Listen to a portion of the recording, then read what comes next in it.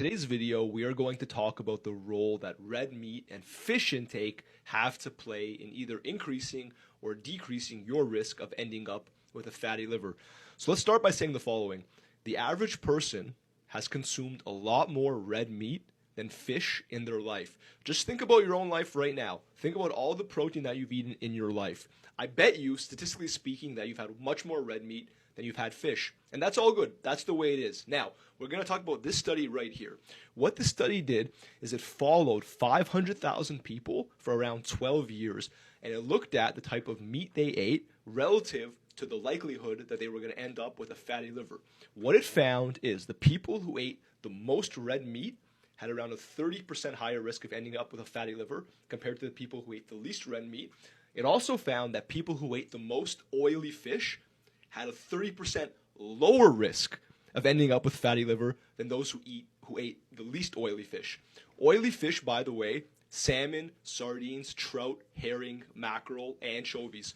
The word oily basically means they are very high in omega-3 fatty acids. For those who don't know, omega-3s are very anti-inflammatory. They're very good for your liver. They're good for your gut bacteria. They're good for insulin sensitivity. And all of those factors are relevant, of course, to liver health, which is why they reduce fatty liver risk. Now, the moral of today's story is you don't want to be the person who has way more red meat than everyone else and way less oily fish than everyone else. That's the easiest way for me to put today's message.